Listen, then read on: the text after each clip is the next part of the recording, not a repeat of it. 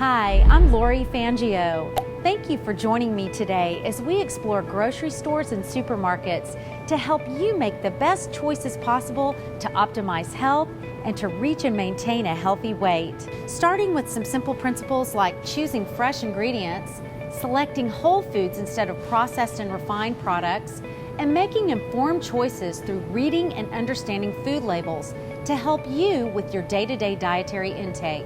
You'll see after viewing this video that good choices are everywhere, and a lot of the magic is in just doing a little better than you did the day before. Eating a healthy diet means seeking balance, and we'll gain an understanding of all the food groups as we move around the grocery store, and you'll see that eating healthy doesn't have to break the bank.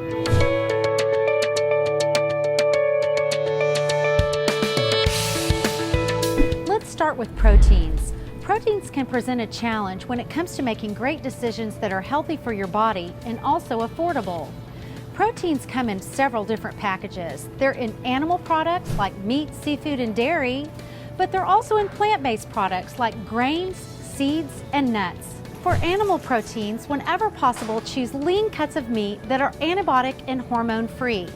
How an animal is raised and fed affects how good it is for your body. So whenever possible, choose grass-fed meats and wild-caught fish for the greatest result. When it comes to beef and veal, we often think of the fattiest cuts of meat as having the most flavor, like prime rib, but that doesn't necessarily have to be the case.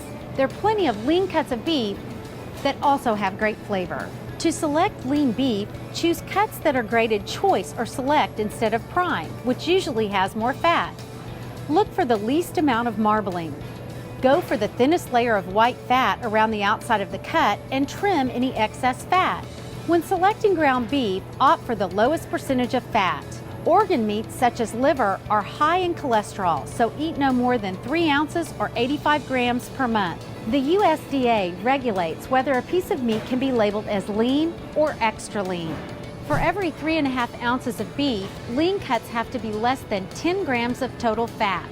Extra lean cuts contain less than 5 grams of total fat. 29 cuts of beef now meet the lean and extra lean criteria. The leanness criteria for pork are similar to those in beef, and the leanest cuts are usually from the loins.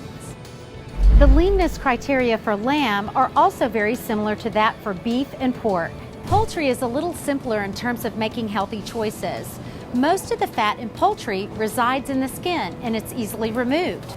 Unlike beef and pork, there are basically 2 types of poultry meat, the light and the dark. No matter what type of poultry you're talking about, whether it's a turkey, a chicken, or a hen, the white meat refers to the breast meat and the dark meat refers to any meat that remains on the body. The light meat has less fat, while the dark meat has more fat. It also has more vitamin content. However, it should be pointed out that even the dark meat of poultry still has a very low fat content. At most, the same as lean beef, less than 10 grams per 3.5 ounces or 100 grams serving, where the amount in light meat is compared to that of extra lean beef, less than 2 grams per serving. Both have less than 95 milligrams of cholesterol. Seafood, especially fish, has been considered a high-quality protein and a fantastic source of the much-needed omega-3 fatty acids.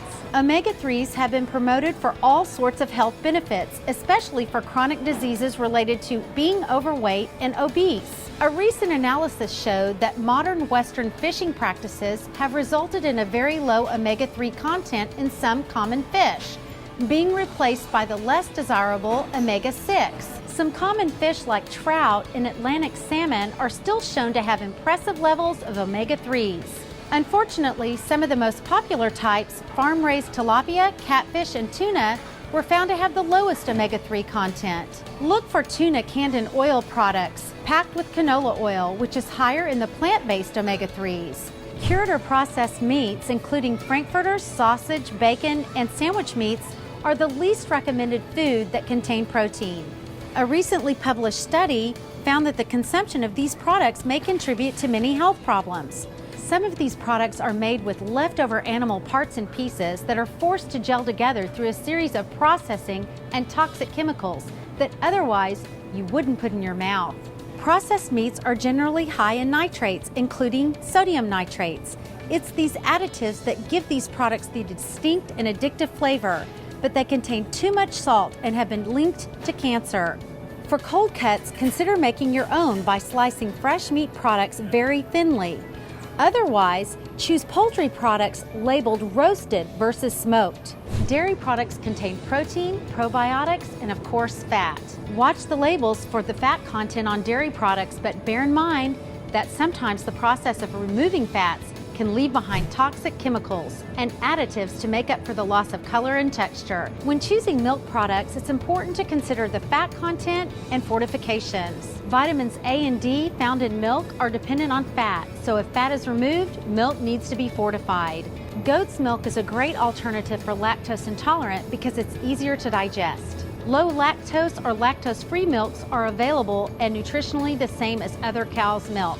Probiotics, or good bacteria, are found in yogurt, but often processing can kill off this good bacteria. So when buying yogurt, it's important to check the label and look for the word bio or probiotic.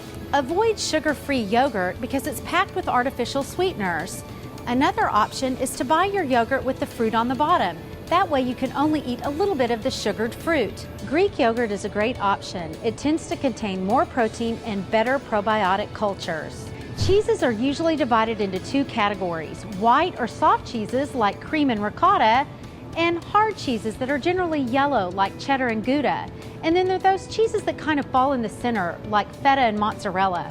The general rule is the more color in the cheese, the higher the fat content, though some cream cheeses like the French Brie are notable exceptions. Ricotta, cottage, and mozzarella are known to be naturally lower fat options. Just like when selecting meat, it's important when choosing dairy products to avoid those that contain antibiotics and hormones. Many cheeses are high in sodium. Low sodium alternatives contain less than 140 milligrams per serving, but often have added chemicals to make up for the loss of salt.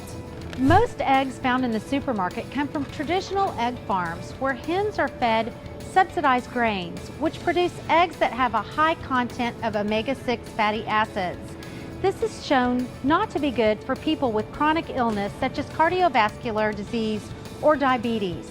Regular supermarkets increasingly offer at least one brand of omega-3 eggs in which some of the omega-6 content has been swapped out by feeding the laying hens things like flax seeds, and studies have shown this can make a big difference for your health. Egg substitutes can be used in most egg dishes, even scrambled eggs. They can also be used in baked goods, custards, and even nogs. Most regular egg substitutes are basically egg whites that have been pasteurized, some with added natural thickenings, flavors, and yellow coloring. Sometimes even vitamin B is added. Plant-based proteins can be found in a variety of food groups, including legumes, grains, vegetables, and nuts. But we'll talk about the vegetables and nuts later. Right now I want to focus on legumes. Legumes include lentils and beans. Dried beans are a fraction of the cost of meat. Although the protein is not quite as complete, they're an excellent source and they're very economical. Beans are also a great source of fiber, iron, and phytochemicals, the same compounds that give fruits and vegetables a lot of their health magic. Beans are available in the supermarket in 3 versions: dried, canned, or frozen. Canned and frozen are pre-cooked and cost a little more. If you choose canned, you can find the low salt or low sodium versions. Soybeans are also a legume and are used in a variety of ways. Edamame is a great source of protein and can easily be found in the frozen food section. But soybeans can also be made into other products like veggie burgers, tofu, yogurt, and cheeses. But these products can be highly modified, so it's important if you're going to go with those products to read the labels carefully. Nuts and seeds can often be overlooked as a great source of protein because they come along with a lot of fat and calories. Fortunately, the fat makeup of nuts is actually excellent for your health, and it can even support weight management. Nuts and seeds considered to be the best all-around choices in terms of protein content are almonds, hazelnuts, peanuts, walnuts, chia seeds, and hemp hearts. Other seeds high in protein and antioxidants are pumpkin, sesame, and sunflower. Next, we'll talk about starches, including breads, cereals, cooking grains, and starchy vegetables. We'll start the discussion with cereal, which can be a little bit tricky because advertising and packaging use a lot of healthy sounding language that can actually be a little bit of a trap when making a choice. The trick is to look at the labels and read them carefully. Be focused on what's important about nutrition in cereals: complex carbohydrates, fiber, whole grains, vitamins and minerals. Commercial cereals are required to be enriched with certain B vitamins and iron. Whether you decide to eat hot or cold cereals, it's important to read the labels and avoid anything that's refined, including excessive salt, hydrogenated fat, refined products, omega-6 fatty acids, and basically anything that's artificial. Now let's talk about breads for a minute. It can be a challenge to choose the right product. Of course, we all know to avoid white breads, which contain 100% refined flour that can wreak havoc on your digestion and your blood sugar. But how do you know you're really getting whole grain food? Well, the key is to look for the 100% mark when choosing whole grain bread. It's got to have that 100% mark to be sure it's 100% whole grain flour. Be careful when reading the labels because many wheat and even whole wheat and whole grain breads contain a combination of whole grain and refined grain flours. If you can't find 100% whole grain products, choose the closest thing you can find. Going gluten-free is essential for people with gluten intolerance such as celiac disease, which make up about 7% of the population. Because a gluten-free diet is increasingly popular, there are more and more gluten-free options on the market like pasta, breads, and all kinds of snack foods. Unfortunately, while focusing on gluten as a barrier to good health, some people forget to follow the basic rules of good nutrition. So remember to consume plenty of whole grains and watch for refined flours, fats, and sugars. As we wrap up our discussion on breads, be sure and read the labels and look for additives such as salt, preservatives, hydrogenated fat, and sugar. You want to avoid all of these. When choosing other grain products, it's really pretty simple. Just check the labels for whole and brown. Choosing whole grains has long been associated with better health, including a lower risk for diabetes, obesity, and heart disease. Whole grain means the flour contains the entire seed of the plant with the bran, the germ, and the endosperm together in their original form. This is a very important distinction that unfortunately it isn't widely enough understood, but the body knows the difference. Whole grain products include steel-cut oats, whole wheat flour, brown and wild rice, so check the labels and make your selections carefully. Some produce double as starches and vegetables, like white potatoes, sweet potatoes, corn, acorn squash, and parsnips. These do dual duty, offering the benefits of vegetables, but also the fiber and antioxidants that can be available in vegetables. Peas can fall into this category too, though they have the added benefit of a good amount of protein. The carbohydrate content element is important to remember if you're a diabetic and needing to keep track, or if you have high triglycerides. Fats are an important dietary component. In fact, the body is dependent upon them for proper functioning. Most of you may already know that there's 3 categories of fats: saturated, polyunsaturated, and monounsaturated fats. These fats are found in plant and animal-based foods. It was once thought that saturated fats were all bad because they are converted by the body into cholesterol, and that polyunsaturated fats were all good. But we're seeing more and more that the picture is a little more complex than that. Palm and coconut oils have been rather controversial. Both have been linked to undesirable health effects related to cardiovascular disease and some benefits as well. These oils may very well have a place in a healthy, balanced diet as long as they're used in small amounts. Palm fruit oil, because it's essentially taste-free, has found new life in butter substitutes, smart margarines, and shortenings as an upgrade over trans-rich hydrogenated fats. Coconut fat, if you like the taste, can take the place of both butter and margarine. Monounsaturated fats are found in olive oil, and they're a lot more stable. What that means is, not only do they not go rancid on the shelf, but they do better in the body as well. When choosing olive oil, it's best to go with extra virgin. It comes from the first pressing of the olives with no heat or chemicals used to extract the oil. It's known as cold pressing, and it preserves the natural benefits. It's also advisable to choose the lowest acidity with no more than 0.08%. Light olive oils, light having to do with the color and degree of olive flavor, not the total fat content, are more refined and stripped, but it still contains more omega-9 than any other oil. Some fats we absolutely have to get from foods. Alpha-linoleic acids, or omega-3s, found in plant foods are good for the body.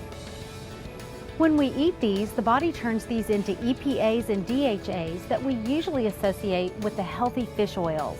Linoleic acid, or LA, in omega-6, it is converted in the body to important functioning compounds, but also to pro-inflammatory ones. Unfortunately, oils in the high omega-6 fats are used more than any other in processed foods, and their sources are given in high amounts to livestock that becomes food. So as described earlier, meats, poultry, and even fish are higher in omega-6s than they should be. Therefore, proper attention really needs to be given to getting enough omega-3 fatty acids in order to balance the diet. Buttery spreads have largely taken the place of margarines due to the concerns of trans fats. Many of these newer products replace the usually high omega-6 soy, corn, and cottonseed oils with omega-3 and omega-9 rich oils such as canola, flaxseed, and olive, some of them boasting beneficial compounds such as phytosterols. Some add dairy such as yogurt and calcium or vitamin D to the mix. The softer products are better as they generally require less of the hard fats. The reduced fat types are whipped, where the air makes up some of the volume. But remember, with these fats and all fats, to use only in moderation, and be sure and read the labels to watch out for GMOs. Let's talk about produce for a minute. It's really hard to go wrong when you're talking about fruits and vegetables. Pretty much everything's a good idea. Just keep in mind when selecting fruits and vegetables that you want to get a variety, because each variety of color and texture represents a different set of nutrients. And also, what you want to keep in mind is to select fresh whenever possible. Frozen fruits and vegetables are the next best alternative. When you think about it, as produce is picked, it has to be transported. So if it has to go a great distance, a lot of nutrients can be lost. To save money, go for fruits and vegetables that are in season. There is also reason to believe that the nutritional content of produce is in tune with the body's seasonal needs. Produce doesn't have to be pretty to be nutritious or even delicious. A lot of food is wasted in the pursuit of blemish-free beauty, and most of the time, your body really doesn't care. Ask your local grocer for some tips on choosing the best produce available. For example, you can thump on a watermelon and a hollow sound lets you know the flesh is going to be ripe and sweet.